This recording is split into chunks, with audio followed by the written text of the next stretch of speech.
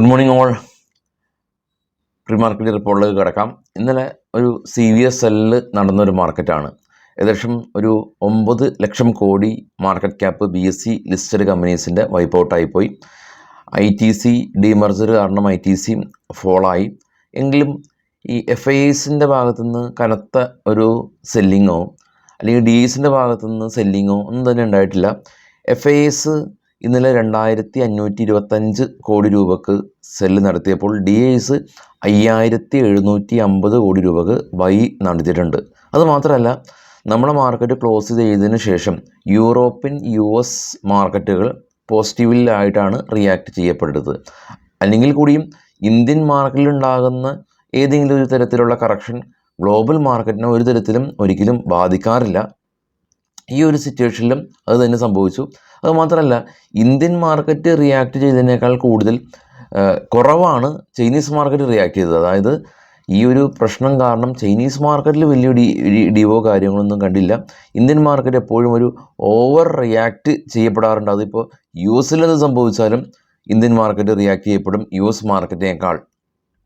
ഇപ്പോൾ എനിവേ ഇന്ത്യയിൽ റിപ്പോർട്ട് ചെയ്യപ്പെട്ടിട്ടുള്ളത് ഈ ഒരു പുതിയ വൈറസ് റിപ്പോർട്ട് ചെയ്യപ്പെട്ടു എന്നുള്ളത് വാസ്തവമാണ്. പക്ഷേ ഇത് അത്ര ഭയാനകമല്ല എന്നുള്ളത് ഇന്ത്യയും ചൈനയും പ്രതികരിച്ചിട്ട് കൂടിയും റീറ്റെയിലേഴ്സ് പാനിക് സെല്ലിങ് നടത്തി എന്നുള്ളതാണ് വാസ്തവം. നമ്മൾ മാർക്കറ്റ് ക്ലോസ് ചെയ്തതിന് ശേഷം വലിയ തോതിൽ നിഫ്റ്റി ഒന്നും ഇടിഞ്ഞിട്ടില്ല. അറ്റ്ലീസ്റ്റ് ആക്ച്വലി ഇത് റിക്കവറിയാണ് നടത്തിയിട്ടുള്ളത്. ഗ്ലോബൽ മാർക്കറ്റ് നോക്കാം. ഏറ്റവും താഴെ നാസ്ഡാക്ക് പോസിറ്റീവായിരുന്നു, 1.5% റാലി. Dow flat. അതിന് മുകളിലുള്ള 3 യൂറോപ്യൻ മാർക്കറ്റും പോസിറ്റീവ്. ജർമ്മൻ, UK, ഫ്രാൻസ് മാർക്കറ്റുകൾ പോസിറ്റീവ്. ഇപ്പോൾ ട്രേഡ് ചെയ്യുന്ന ഏഷ്യൻ മാർക്കറ്റ് പോസിറ്റീവ്. ഏറ്റവും ടോപ്പിൽ ബിറ്റ്കോയിൻ വീണ്ടും 1,02,012 തിരികെ എത്തിയിട്ടുണ്ട്. $3,792 ബിറ്റ്കോയിനും സ്പൈക്ക് രേഖപ്പെടുത്തി. US മാർക്കറ്റിൽ ലിസ്റ്റ് ചെയ്ത ഇന്ത്യൻ കമ്പനികളുടെ അവസ്ഥ കാണാം. ഇൻഫോസിസ് പോസിറ്റീവായിരുന്നു. ICICI ബാങ്ക് പോസിറ്റീവാണ്. Wipro, HDFC bank, Reliance, GDR എന്നിവ സ്ലൈറ്റ്ലി ഇടിവ് രേഖപ്പെടുത്തിയിട്ടുണ്ട്. ഇനി നമുക്ക് കുറച്ച് സ്റ്റോക്കുകളുടെ വാർത്തകളിലേക്ക് നമുക്ക് പോകാം. ആദ്യം കോൾ ഇന്ത്യയായിട്ട് ബന്ധപ്പെട്ടുള്ള ന്യൂസാണ്. ഡിമാറ്റ് അക്കൗണ്ട് ഡിസ്കൗണ്ട് ബ്രോക്കറായിട്ടുള്ള അപ്പ് സ്റ്റോക്കിൽ നമുക്ക് ഓപ്പൺ ചെയ്യാം. ഓപ്ഷനൊക്കെ ചെയ്യുന്ന ആളുകൾക്ക് ഡയറക്റ്റ് ക്ലിക്ക് ചെയ്ത് ഓപ്ഷനൊക്കെ എടുക്കാം. ഓപ്ഷൻ ചെയ്യുന്നത് തന്നെ ഫാർവേഡ് ടീം അവൈലബിൾ ആണ്. ഫസ്റ്റ് കമൻറ്റിൽ ഞാൻ അപ്പ് സ്റ്റോക്കിൻ്റെ അക്കൗണ്ട് ഓപ്പൺ ചെയ്യുന്ന ലിങ്ക് പിൻ ചെയ്ത് വെച്ചിട്ടുണ്ട്. അതിൽ ക്ലിക്ക് ചെയ്ത് അക്കൗണ്ട് ഓപ്പൺ ചെയ്യാം. കോൾ ഇന്ത്യയുടെ ന്യൂസിലേക്ക് വരാം. കോൾ ഇന്ത്യ ഐറിയൽ ഇന്ത്യയായിട്ട് ഒരു പുതിയ mining extract refinering contract sign ചെയ്തു. ഭാരത് എയർടെൽ കമ്പനി IBS നെറ്റ്വർക്കായിട്ടൊരു പുതിയ ബിസിനസ് കോൺട്രാക്റ്റ് സൈൻ ചെയ്തു. ബന്ധൻ ബാങ്കിൻ്റെ ചീഫ് ടെക്നോളജി ഓഫീസർ റിസൈൻ ചെയ്തതായിട്ടുള്ള ന്യൂസ് ഉണ്ട്.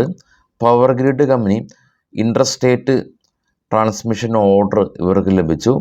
ICC പ്രൊഡക്ഷൻ GST കൗൺസിലിൻ്റെ ഭാഗത്തുനിന്ന് GST ഡിമാൻഡ് നോട്ടീസ് ഇവർക്ക് ലഭിച്ചിട്ടുണ്ട്. ശ്രദ്ധിക്കുക.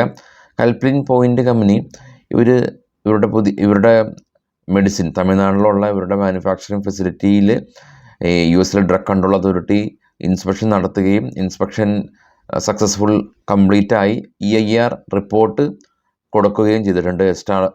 എസ്റ്റാബ്ലിഷ്മെൻറ്റ് ഇൻസ്പെക്ഷൻ റിപ്പോർട്ടാണ് EIR റിപ്പോർട്ട്. മണപ്പുറം ഫിനാൻസിനെ സംബന്ധിച്ചുള്ള ന്യൂസ് ഉള്ളത്, ഇവരുടെ ഒരു ഔട്ട്ലെറ്റിൽ റോബറി നടന്നു. 20 കോടി രൂപക്കടുത്ത് നഷ്ടമായിട്ടുണ്ട് എന്നുള്ള ഒരു ന്യൂസാണുള്ളത്. Ashok Buildcon company national highway അതോറിറ്റിയുടെ ഭാഗത്തുനിന്ന് ഇവർക്കൊരു 4 ലൈനിൻ്റെ ഒരു ഓർഡർ ലഭിച്ചു. Nesco company Bangalore Chennai expressway കോറിഡോറിൻ്റെ ഭാഗത്തു നിന്നുള്ളൊരു ഓർഡർ ഇവർക്ക് ലഭിച്ചു. SH Kelkar company year on year 17% growth ഇവർ റിപ്പോർട്ട് ചെയ്യുന്നുണ്ട്. ടിറ്റഗ്രഹ് റെയിൽ കമ്പനി ബാംഗ്ലൂർ മെട്രോയുടെ ഭാഗത്തു നിന്ന് ഓർഡർ ലഭിച്ചു. അസ്ഗോൺ നോബൽ കമ്പനി ഇവർ ഇൻ്റർനാഷണൽ റിസർച്ച് സെൻറ്റർ ആയിട്ടൊരു പുതിയ ബിസിനസ് കോൺട്രാക്റ്റ് സൈൻ ചെയ്തു. വോഡഫോൺ ഐഡിയ IBS നെറ്റ്വർക്കായിട്ട് പുതിയ ബിസിനസ് കോൺട്രാക്റ്റ് സൈൻ ചെയ്തു. വക്രാങ്കെ കമ്പനി ഇവർ ബാങ്ക് ഓഫ് ബറോഡയായിട്ടൊരു പുതിയ ബിസിനസ് കോൺട്രാക്റ്റ് സൈൻ ചെയ്തു. പിരമൽ ഫാർമ കമ്പനി ഇവരുടെ CR രമന ഇവരുടെ പുതിയ CEO ആയിട്ട് നിയമിതനായി. സൈഡസ് ലൈഫ് സയൻസ് പുതിയ മെഡിസിന് യുഎസിലെ ഡ്രഗ് കൺട്രോൾ അതോറിറ്റിയുടെ അംഗീകാരം ലഭിച്ചു. ഇൻഡിഗോ കമ്പനിക്ക് 2 കോടി രൂപയുടെ ഒരു പെനാൽറ്റി ചുമത്തിയിട്ടുണ്ട് ഏവിയേഷൻ ഡിപ്പാർട്ട്മെൻറ്റ്.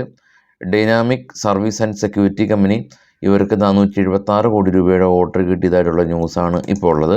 അപ്പോൾ ചുരുക്കം പറയുകയാണെങ്കിൽ നമ്മുടെ മാർക്കറ്റ് ഇന്നലെ ഓവർ റിയാക്ട് ചെയ്തു. അതിനുശേഷം ഗ്ലോബൽ മാർക്കറ്റിലോ യൂറോപ്യൻ മാർക്കറ്റിലോ പ്രശ്നങ്ങളൊന്നും ഉണ്ടായിട്ടില്ല. ഇപ്പോൾ ട്രേഡ് ചെയ്യുന്ന ഏഷ്യൻ മാർക്കറ്റ് പോസിറ്റീവാണ്. ഗിഫ്റ്റ് നിഫ്റ്റി കുറച്ചൊക്കെ റിക്കവർ ചെയ്തു. ഇന്നലെ 80 പോയിൻറ്റ് റിക്കവർ ചെയ്തിരുന്നു. എന്നാൽ ഇന്ന് രാവിലെ കാണുമ്പോൾ അത്ര പോയിൻറ്റ് റിക്കവറി കാണുന്നില്ല. ഗിഫ്റ്റ് നിഫ്റ്റിയുടെ ചാർട്ട് നമ്മൾ കാണിക്കാത്തത് മാർക്കറ്റ് ഓപ്പൺ ചെയ്തതിന് ശേഷം വീണ്ടും ചേഞ്ചസ് വരും. അതുകൊണ്ടാണ് ഗിഫ്റ്റ് നിഫ്റ്റി 23,773 ഇപ്പോൾ ഉള്ളത്. എനിവേ +80 ഉണ്ടായിരുന്നു, ഇപ്പോൾ +30 അപ്പോൾ ഇന്നലത്തെ ആ ഒരു പാനിക് അവസ്ഥ ഇന്ന് ഉണ്ടാവില്ല എന്ന് കരുതാം. മറ്റുള്ള കാര്യങ്ങളായിട്ട് വൈകിട്ട് 7 മണിക്ക് എത്താം. Thank you.